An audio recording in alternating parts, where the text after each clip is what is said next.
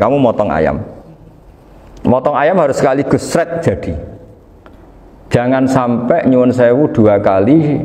Jangan-jangan misalnya gini, ayam tak potong, pas ke kiri separuh, ya ke kiri separuh apa hulkumnya. Pak Arifin datang, assalamualaikum Gus Pak, waalaikumsalam, terus santai jagungan dulu. Jagungan sampai pesonya itu nggak meneruskan. Bareng-bareng balik salam, ingat lagi loh ayam saya ini. Ketika saya meneruskan ini, potensi ayam ini sudah mati atau sudah hidup yang ini masih mazhab Syafi'i loh ya. Atau sudah hidup yang sudah tidak normal. Artinya apa? Penyembelian kedua yang mengeksekusi tadi sebenarnya mengeksekusi barang mati. Yang penyembelian pertama tidak bisa dikatakan penyembelian karena tidak sampai mati. Penyembelian kedua berstatus setengah mati. Nah, kalau seperti itu maka haram. Kecuali itu dilakukan secara fauron. Fauron dicontohkan nyembelih ternyata pesunya kedul terus ngambil yang lain, tapi fauron langsung atau terjatuh ngambil langsung. Ya itu boleh karena ditoleransi. Tapi kalau kalam ajnabi kata tadi mohon Pak Arifin, seperti Pak Arifin alhamdulillah sehat. Jaminan mau rawuh. Cari ayamnya asem mana? Ini harus sebar. Ini orang ngawur betul. Jadi, lah itu sarah. Bicara sampai detail itu sarah. Jadi ada sekian kemungkinan. Jadi ya, jadi termasuk yang diandaikan apa? Nah, hayat mustaqirah itu batasnya yakunu maha ibsorun bi ikhtiarin wa nutkun bi ikhtiarin wa harakatun ikhtiyariyah. Hayat mustaqirah itu kalau dia betok-betok itu ya karena karepnya. Maksudnya gini, gamane cara roh pitik wedok engkek yo cek karepe dhewe. Cara dia melihat peso itu karepe ya masih lari. Jadi misalnya ada ayam. Ayam kita sembelih baru luka sedikit. Belum sampai andaikan dibiarin ya mungkin suatu saat sembuh, luka. Terus melihat kamu lari ketakutan karena kamu dianggap gladiator, killer lah.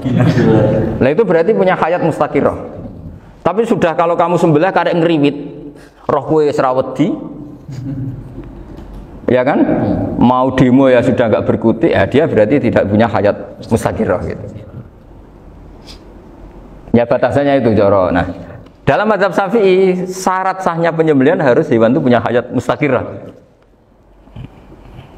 Nah ini sarah ya, jadi sarah itu lebih jelimet. Nah makanya kenapa tidak boleh nyembelih pakai yang tumpul Mas Nafis? Takutnya ayamnya itu ngalami dohtoh, kok ditekek. Misalnya sama nyembelih pakai peso tumpul, ini kini ketekek, takut. Kan dia misalnya ayamnya jantungan, roh peso wis setruk kan, udah gitu ketekek. Nah itu mati dulu pasti itu. Tersiksa. Jadi pas diongok-ongok ini sudah mati. Jadi nanti kalau di akhirat, sebenarnya saya sudah mati loh, ngawur. Wah apalagi nganggo keris naga sosro, wah itu sudah gereng sakti kan, diginikin tok sudah mati kan. Makanya bahaya nyembelih pakai keris-keris sakti karena sebelum terpotong sudah mati saking saktinya apa? Keris itu misalnya gitu. Baru nempel. Makanya nanti suatu saat ada pertanyaan ini, boleh enggak nyembelih ayam orang yang rainya itu sangat? Wah itu haram, kena. Oh itu mesti mati dulu. Kumisen tatonan apa? Ya algojo. Iya kayak algojo. Ayamnya jenis apa? Stroke ya? Jenis penakut. Pas mau disembelih tidak mati. Jadi hati-hati ya nyembelih ayam. Jadi kalau orang kampung Pak Arifin ya, orang kampung mudin kampung. Mungkin kalau orang kota sudah nyuwun sewu gak peduli. Kalau orang kampung itu apa itu Pak Arifin? Kalau nyembelih jago itu sampai apa itu? Ilatnya dikeluarin dulu. Oh iya. Apa ya? Iya karena takutnya katanya beberapa yang kaget itu kelek apa? Ketelan. Iya ketelan ya. Ya itu ya ada kearifan gitu, tapi ya terlalu ya menyiksa ayam. Tapi memang potensi katanya Pak Arif. Katanya yang ahli-ahli itu ya. Jadi kalau dia jago ya mau disembelih, saking takutnya itu. Kalau orang Jawa kalau takut kan yang ngelek idu ya. Orang Jawa loh ya. Itu kalau orang takut kan kadang apa kayak. Nah ayam itu nak ketakut. Kadang ininya terus apa? Lidahnya masuk. Akhirnya pas disembelih ini nggak kena. Nah, makanya terus banyak mudin yang punya ikhtiar tadi. Pernah lihat Pak yang ayam jago itu? Ilatnya ditarik. Ya, itu ya tidak wajib, cuma tidak bisa kita salahkan. Tapi kata penyembelih-penyembelih yang lain tak tanya, eksekutor yang lain, pokoknya rodok dipenegus. Iku seraiso. Saya belum pernah nyembelih ayam karena ini kan selain nggak profesi saya juga nggak mentolonan saya. Tapi ini beberapa kefiah yang penting kita tahu ilmunya. Yang paling pokok itu qatul khulqum wal mari. Ya kira-kira dalan sing digo nafas sama digo makanan tadi. Ya tapi itu tadi caranya semua itu harus mengalami atau masih punya hayatun mustaqirah. Nah, takutnya dalam konteks nyembelih yang apa tadi? Saya bilang separuh tadi. Itu jamnya normal enggak, itu sudah jam 11 ini? Jam 10. Jam tadi. Oh, jam mati almarhum itu. Itu enggak halal disembelih itu sudah maitah ya. 10.14 kan. Iya. Ya makanya saya bingung lihat jam.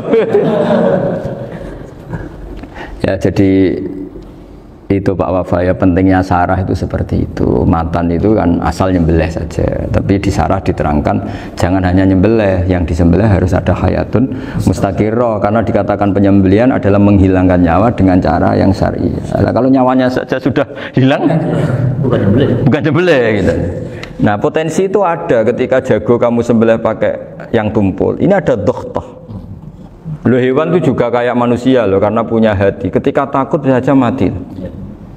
Nah, takutnya ulama kan ini ngalami doktoh, kayak orang ditekek kan mati kan, ditekek kaget.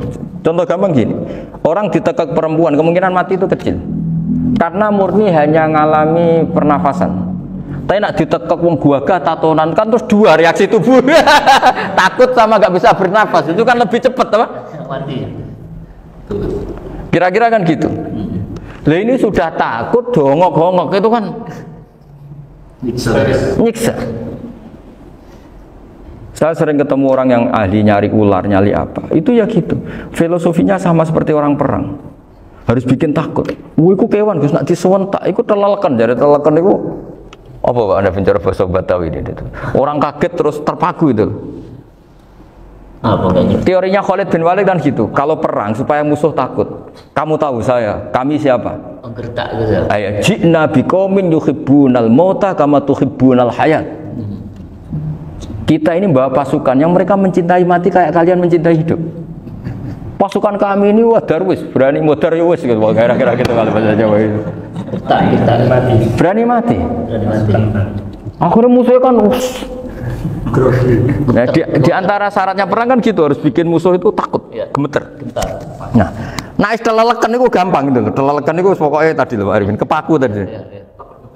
Agak berkutik. Paham ya? Nah, jangan-jangan ayam yang kita sembelih mau wis wedi dongok-dongok mati duluan gitu. Nah, makanya terus kata musannaf kalau bisa itu wa yakunu madzukira bidafatin wahidah. Kalau itu usahakan sekali jadi. Tapi itu bukan berarti syarat sahnya harus sekali jadi. Kira-kira karena tadi gak kebayangkan kalau baru separuh tak Assalamualaikum Gus Pak. Waalaikumsalam Pak Arifin, sebuti kabarin. Baru itu terus ingat diteruskan lagi. Kemungkinan ini sudah mati apa? Nah, makanya ya tapi lagi-lagi ini sarah ya, tak baca bismillahirrahmanirrahim wa yakunu qad umadzukira daf'atan wahidatan la fi daf'ataini fa innahu yahrumul masbuh hina idin. Kalau dua kali, tapi dua kali maksudnya yang satu kali ini mengakibatkan kematian. Dikatakan penyembelihan belum sempurna, dikatakan hidup toh nanti pasti mati, berarti tidak mengalami hayatun mustaqirah. Paham ya? Jadi ini semoga dapat barokah dari para ulama. Jadi saya mohon nanti Pak Wafa, Pak Muntaha, teman-teman jangan hanya baca matan ya, pada level alim itu harus baca syarah, karena matan itu nyuwun sewu tidak cukup untuk menjawab sekian kemungkinan. Nah, syarah itu sono fardul masalah. Ya Pak Arifin ya, mengandaikan masalah meskipun belum terjadi ya pengandaian, sehingga nanti kalau terjadi kalau militer itu apa? A, B ya? Alternatif gimana? Kalau strategi itu kalau ada sekian A, B, C. Kalau A gagal, B sudah siap. Oh, militer. Jadi kalau masuk surga pintu satu nggak bisa, itu kedua. Lewat teras justru. Ini sembrono. Pergi Al-Fatihah. Bismillahirrahmanirrahim. Shiratal mustaqim shiratal ladzina an'amta 'alaihim ghairil maghdubi 'alaihim waladdallin. Pun ya sebelum barokah.